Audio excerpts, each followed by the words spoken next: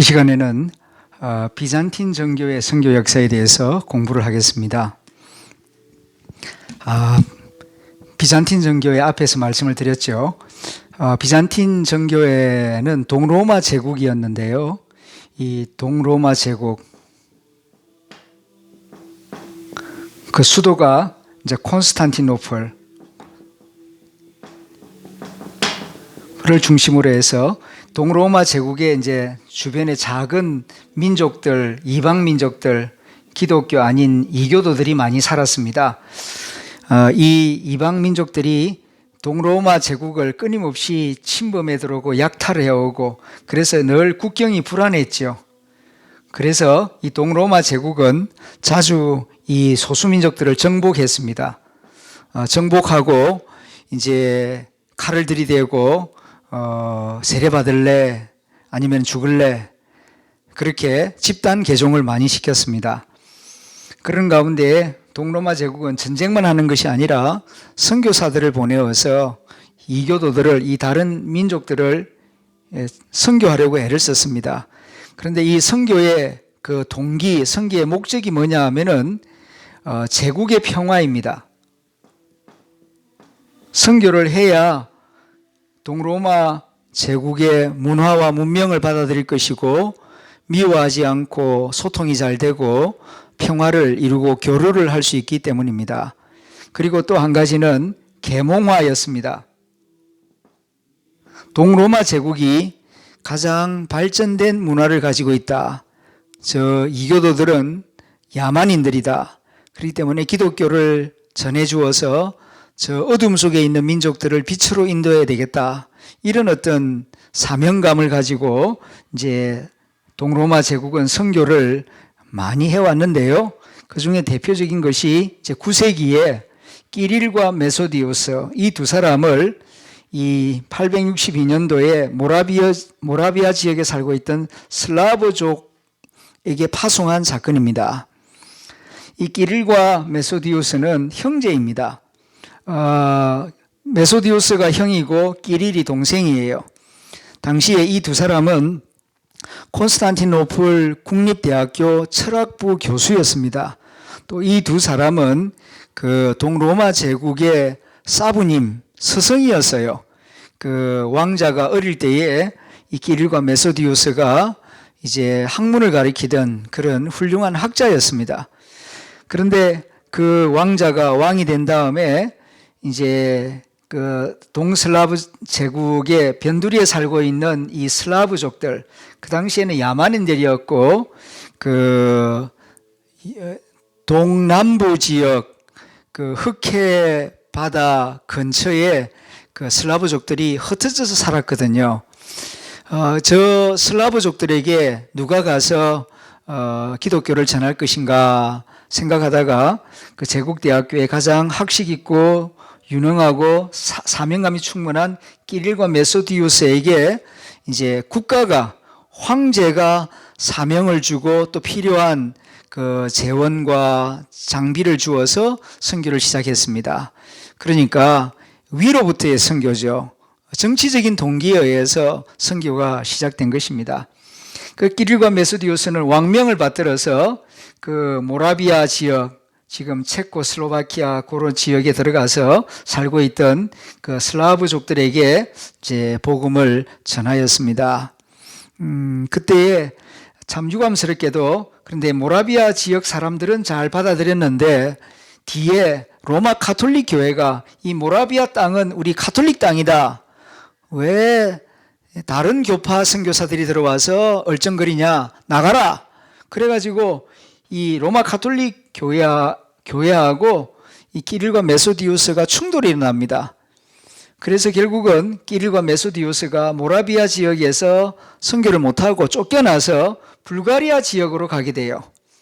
그런데 불가리아 지역 그 당시 왕이 보리스 왕이 이 끼릴과 메소디우스가 와서 선교하는 걸 굉장히 좋아합니다.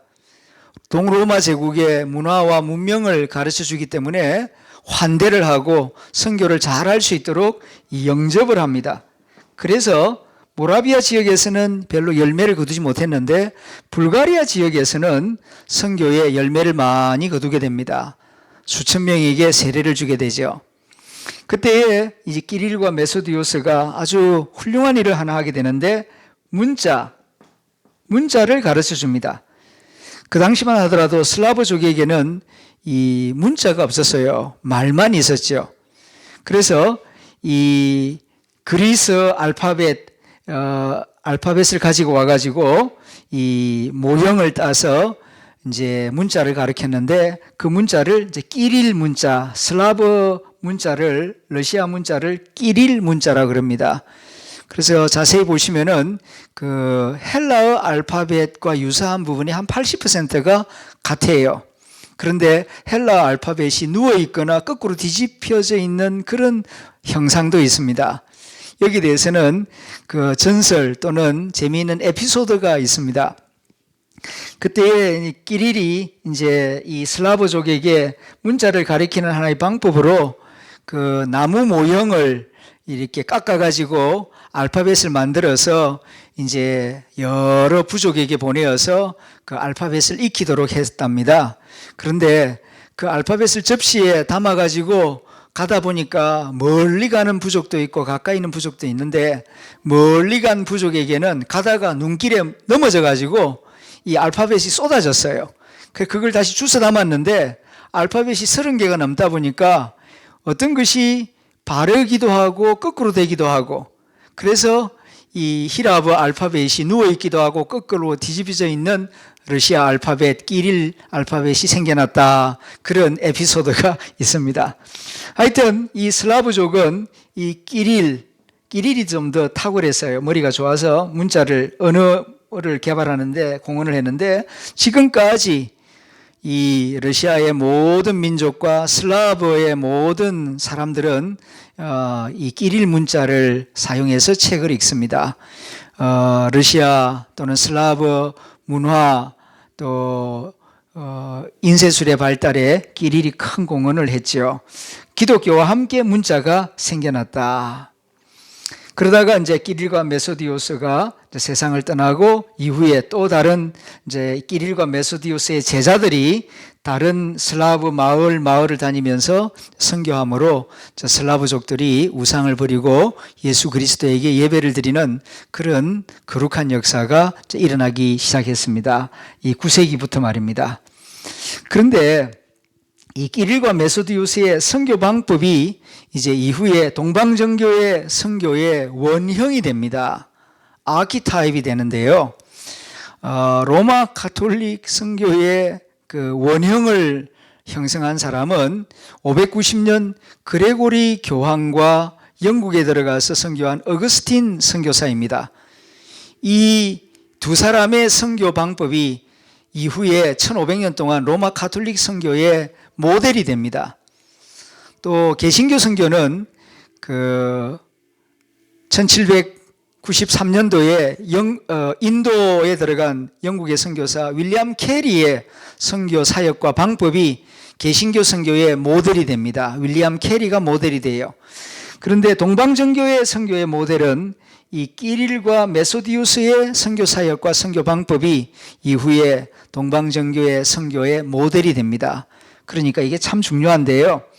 끼릴과 메소디우스의 선교 특징을 세 가지로 요약하면은 현지어를 강조한다. 두 번째는 현지인 성직자를 양성한다. 세 번째는 토착화를 강조했다. 이 세 가지가 끼릴과 메소디우스의 선교 특징입니다. 근데 놀랍지 않습니까? 9세기, 그러니까 1100년 전의 선교인데요. 굉장히 현대화되어 있습니다. 첫째, 현지 언어를 강조하면서 선교했습니다. 이 동로마 제국에 들어갔으니까 로마 언어를 고집하는 것이 아니고요. 이 현지 언어, 슬라브 속에 들어갔으면 슬라브 언어를 배우고 슬라브 문자를 만들어서 성경을 번역하고 또 현지 언어로 미사를 드려야 한다. 이 현지 언어를 강조했습니다. 이게 놀라운 선교 지혜이고 또 굉장히 앞서가는 선교 방법론이죠. 이 동방정교의 신학자들은요, 사도행전 2장에 방언을 말하기 시작하지 않습니까? 이걸 예사롭게 보지 않습니다.